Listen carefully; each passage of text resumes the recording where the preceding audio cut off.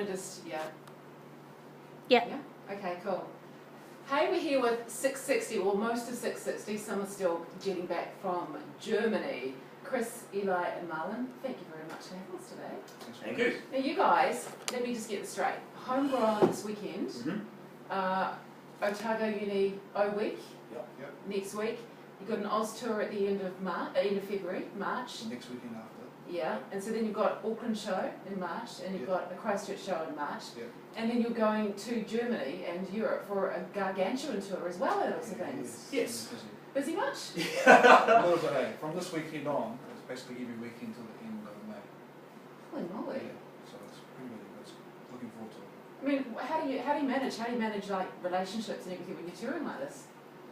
You don't? They just suffer, essentially. See what happens. Yeah. Try hardest. Because you've got a little child. I do. So does she remember who Daddy is or not? No, no. She just thinks someone on the TV screen is Daddy. That's fine. That's okay. She's getting brought up by a pack of wolves currently. That's a good way to go. I mean, how do you go about preparing for something like this, for this sort of touring? I mean, you've got to get in the right headspace for it, surely.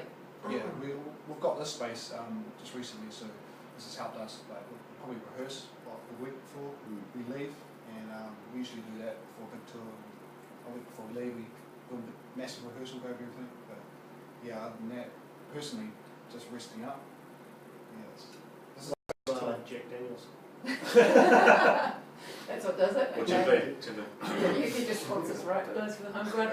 And so what about you, Chris? What do you do? What do? Get another tattoo? I get another tattoo. I decide where I'm going and what kind of tattoo I want to get from each place.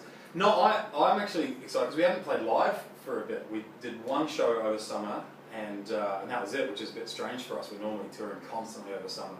So I'm really looking forward to actually playing live again. I've kind of been missing it.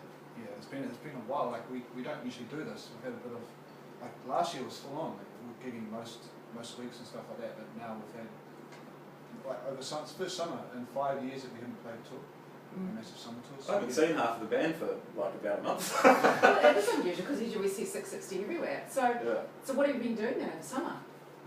Writing.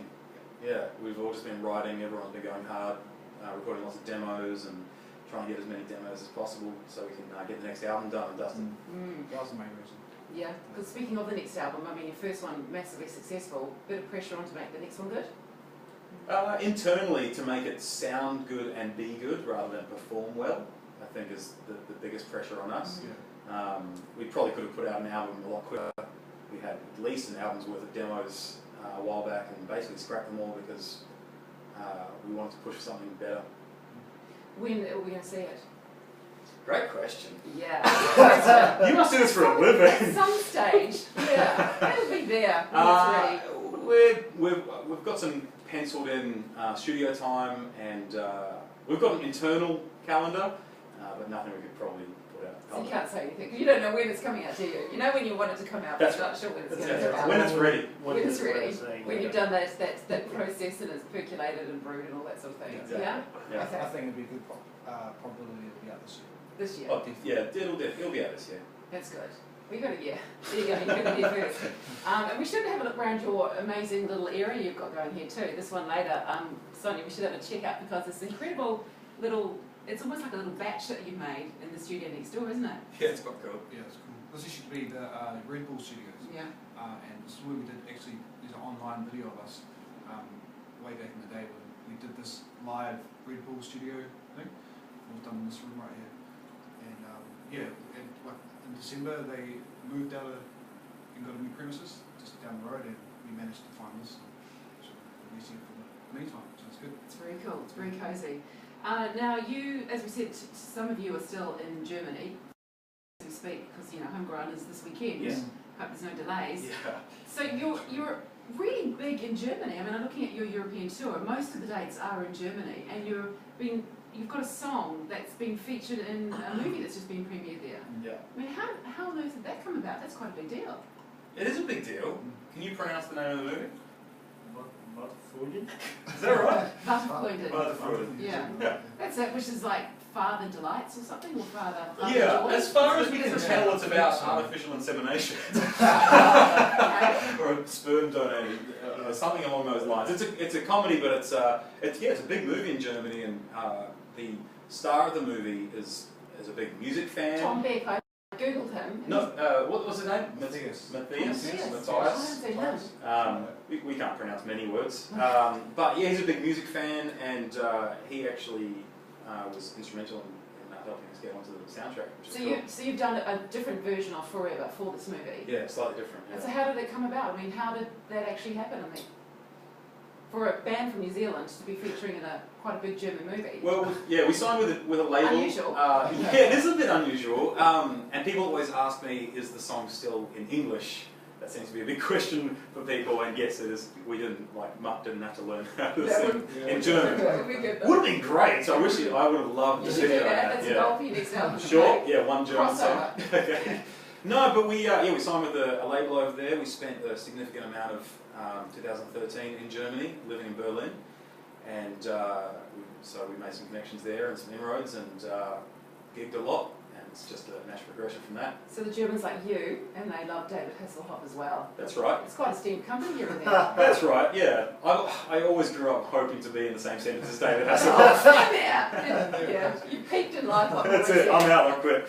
Yeah. What more is there to do? Have you been? So you guys obviously haven't been to the movie premieres. Have you talked to the guys who are there? What's it like with the hobnobbing with the big ones, the rich and famous? We Skyped them this week, and they had no idea what to expect, and they watched the movie, and there was no English subtitles whatsoever, so I had to sit through the whole thing. Oh, no. But they actually kind of got a good gauge on what it was about, and then our song featured right at the end of the movie. So yeah, it was pretty interesting for them. It must have been strange seeing Yeah. your music up there when you just watched the whole movie in a language that you don't speak. But you must be picking up a little bit of German, having spent so much time there. Yeah, Marlon's getting better at it than anyone else. Yeah, well, I did a course before we left, like this 4-week course, but So you actually helped me. you prepared. Yeah, I tried, but then they speak so fast over there, and Yeah. they're very impatient with trying to teach you.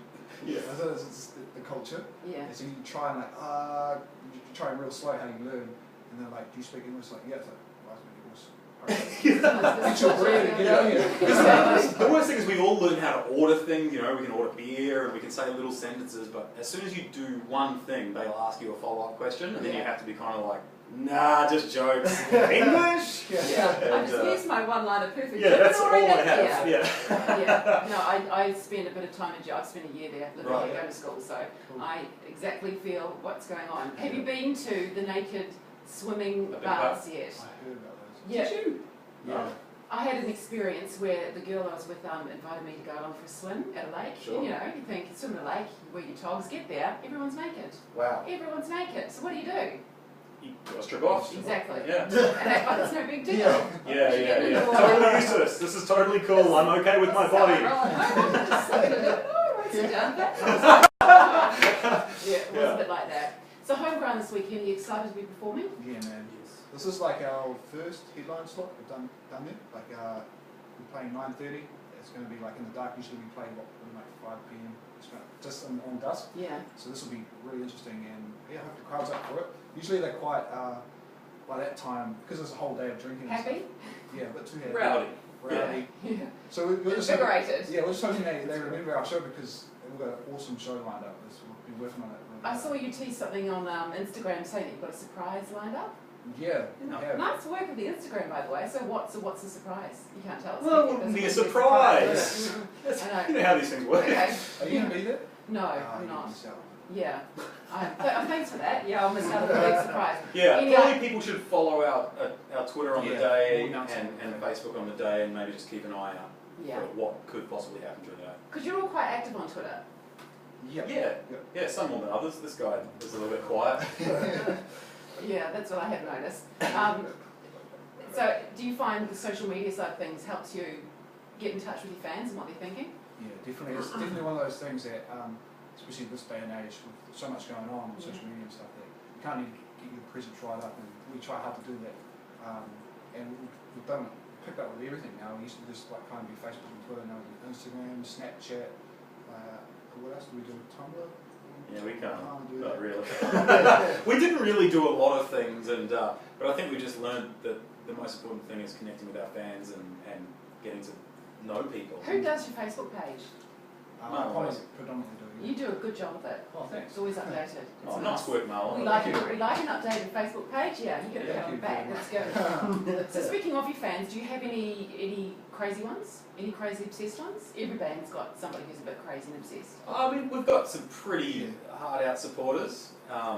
They're all pretty cool. Yeah, I Yeah. like talking to them. Yeah, we meet There's them. no nutty ones. No, we meet them all the time, and basically fine. They're no nuttier than us, I guess, so it kind of works out. Do you notice like difference in the crowds that you play? Like the crowds you play here to the crowds you play in, say, Germany or somewhere?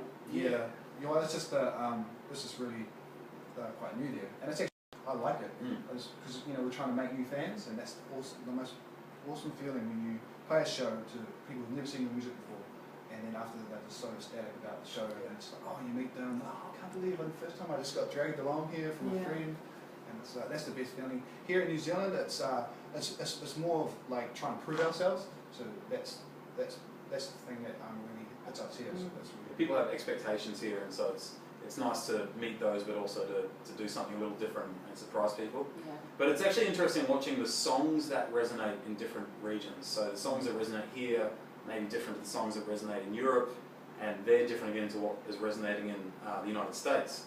So what's your it's biggest kind of one here, do you reckon? Well, I guess fan favourites are things like Don't Forget Your Roots. Yeah. Always reminds me of the rugby World Cup. Right, yeah, that was played quite a few times. Around the rugby World Cup, yeah, exactly. It used to get played on Air New Zealand every time we landed, which was really nice of Air New Zealand, but I was getting pretty sick of it. you used to fly a lot, right?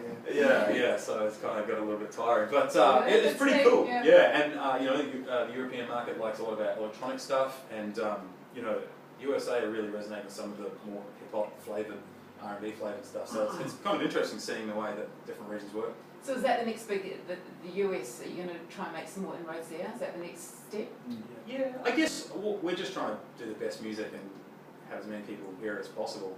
And at the moment, there's a big call for it in Europe and also Australia and here, and it's starting to grow in the US as well. So it's more inevitable rather than us trying to take over. What would you like to be doing in, say, 3 or 4 years' time? What do you want to be doing? Next album. Yeah, that's it. Your next album, after your next album, that's what you'll be doing later on. Yeah. Well, hopefully we get international acclaim with this next album. It's really something we're pushing for. We're working with like a lot of international producers, really trying to push our music past what we've done before and really test ourselves. So hopefully in 3 years we're traveling the world like more than we are now, like way more. In your own private jet. That'd be nice. Yeah. One of us needs to get our jet, like our pilot's license. Oh, who's it dude that does it? Yeah, so the Iron Maiden singer has.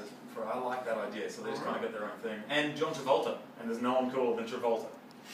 And he parks right outside his house. See, I don't know about that anymore. No, that was a stone-faced lie. That was a stone-faced lie. But There was I no. don't want to start any Travolta beef. That was kind of I wanted to pull back. Travolta. But let's just think about this. Sure. Pulp Fiction, John Travolta. Super cool. Nothing cooler than him. Yeah, everything Okay. previous to that is great. What's going on? No, we can't talk about it. We'll talk about that later.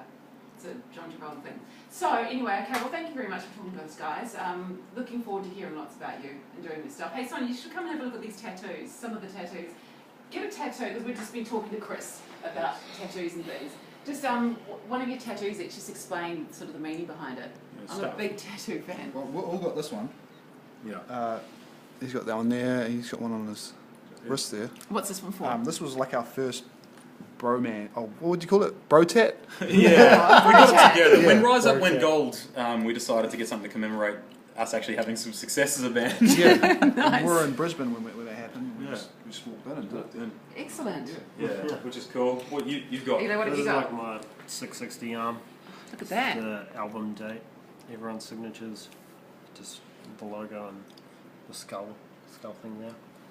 And I'll go with this Take guy, it. which is was for my granddad, which I got because I knew he was a boxer back in the day, and I'd never seen any pictures of it. And then almost a month or so after that, I found a photo of him. Looks exactly like this, like exactly the same. It was crazy, so I made sure I sent a picture of it to the tattoo artist down at Cambridge Body Art. Pete, legend, love that guy. Next I could tattoos take on the like house. a free tattoo or something, it'd be great. No, he is the best. Hamilton Body Art just opened up as well.